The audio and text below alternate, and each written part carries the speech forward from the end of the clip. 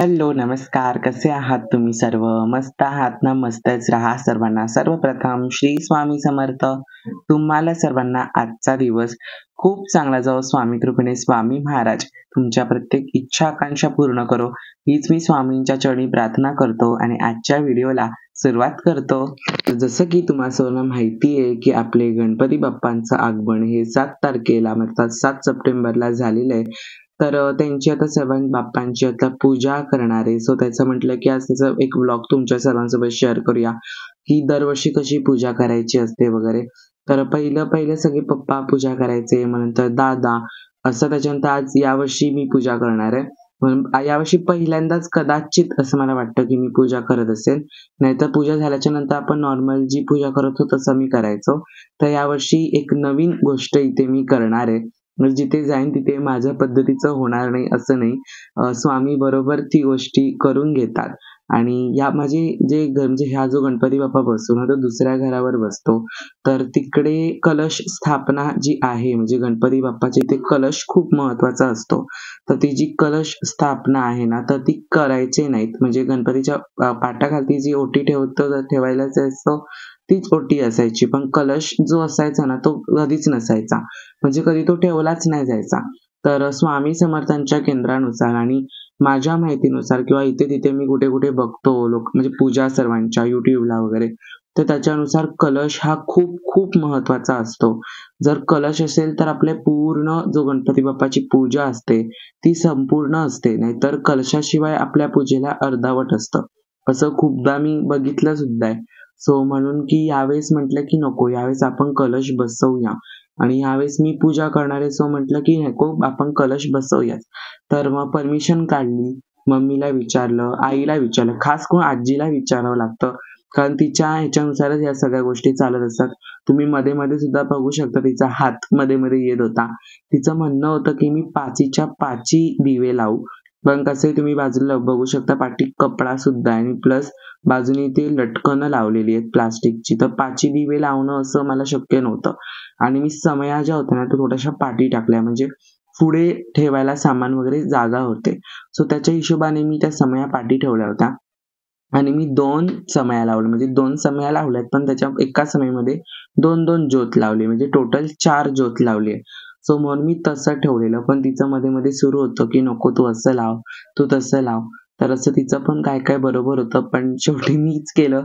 म्हणजे मला जे हवं होतं तेच केलं आणि 2-2 त्या ह्याच्यात मी ठेवल्या. कारण कसं आहे माहिती आहे नंतर ते गोष्ट म्हणजे ते 5च्या 5 असतात तर ते कधी प्रज्वलित राहतात, कधी नाही प्रज्वलित राहत. त्याच्यापेक्षा पहिल्याचपासनं 2 ठेवल्या किंवा 1 ठेवली तरी चालेल. त्याच्यानंतर कलश स्थापना तुम्हाला असं मी दाखवलं कलशाला मी छान असं स्वस्तिक काढलं. तर बघा पूर्ण कशी पूजा करायची ते तुमच्या सर्वांसोबत आता मी शेअर करतो. तर गणपतीची पूजा करताना सर्वप्रथम आपल्याला कलश स्थापना करायची आहे. कलशासाठी एका प्लेटीमध्ये तांदळाची रास करून घ्यायची, त्यावर हळदी-कुंकू घालायचं.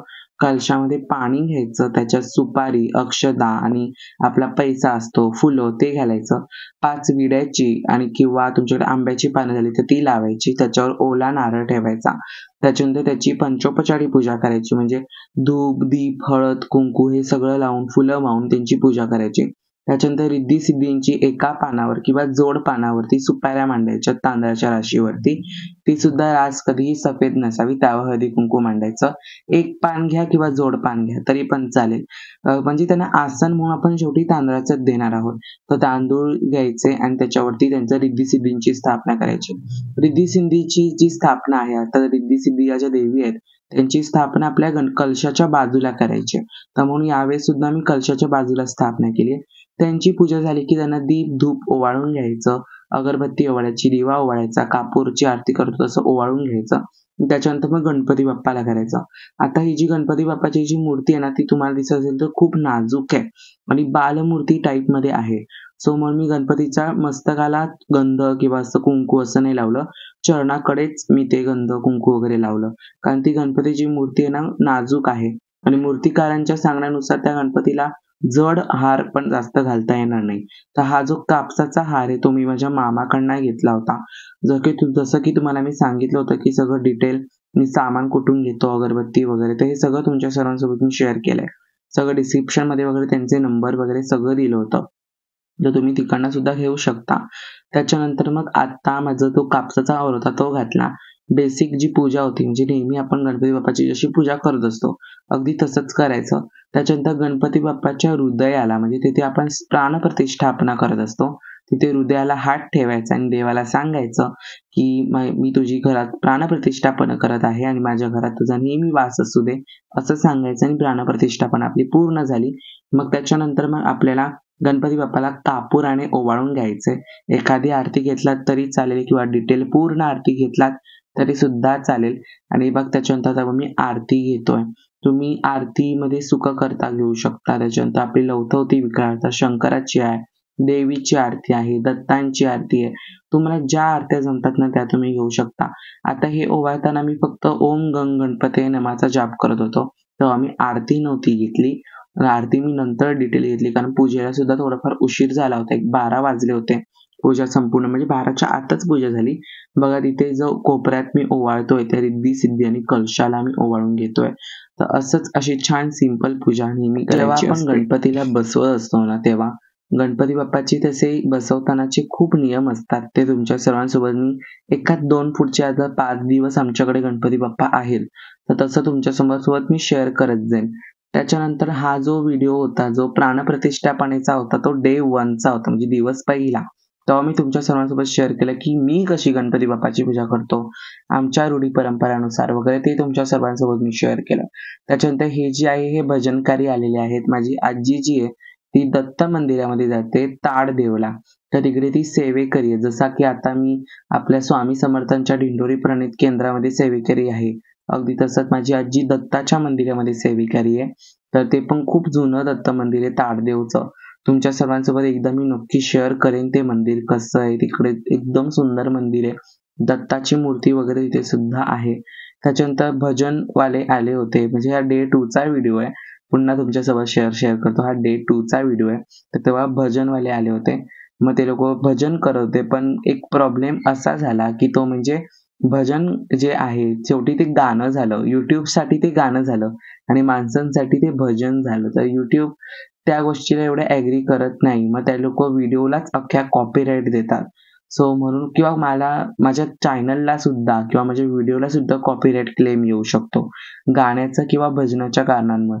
सो म्हणून ते मी बंद ठेवलं आणि मग त्याच्यानंतर ही बघा आता आम्ही आरती करतोय. म्हणजे भजन झाल्याच्या नंतर आम्ही आरती करतो. आमच्याकडे भजनाला दरवर्षी ते दत्त मंदिरामधून येतात दरवर्षी आणि खूप सुंदर भजन करतात. शॉर्ट व्हिडिओ थ्रू तुमच्या सर्वांसोबत मी शेअर करेन कसं भजन होतं वगैरे. खूप सुंदर भजन करतात. त्याच्यानंतर स्वामींचं नामस्मरण होतं. स्वामींचं सुद्धा नामस्मरण झालं. त्याच्यानंतर दत्त महाराजांचं नामस्मरण झालं आणि मग त्याच्यानंतर आमची आरती सुरू आहे. आरती सुरू असताना एकदम आमचा जो गणपती बाप्पा होता त्याचे डोळेच इतके सुंदर होते, की आरती करताना मन दुसरीकडे म्हणजे डोळेच कुठेतरी जायचं नाही. मनाचा तर प्रश्नच नाहीये. डोळेच आमचे हलायचे नाहीत. आता हे जे शूट आहे ना, जे आरतीच्या वेळेचं शूट आहे, तेव्हा मान्विता सुद्धा बाहेर गेली होती म्हणजे घरी गेली होती आणि 6, 6:15च्या आसपास ही आरती आमची सुरू होती. म्हणजे ते लोकं 4 पर्यंत आले होते. एक 4:15च्या नंतर आले होते 5 पर्यंत किंवा 4:45 पर्यंत. मग तेव्हा त्यांनी आपलं भजन सुरू केलं आणि त्याच्यानंतर मग भजन, आरती वगैरे भजन वगैरे झालं, की मग शेवटी मग आरती घ्यायची असते. तर मग आम्ही आरती घेतली आणि त्याच्यानंतर आता अशी पूर्ण आमचा डे 1 आणि डे 2 पूर्ण झाला.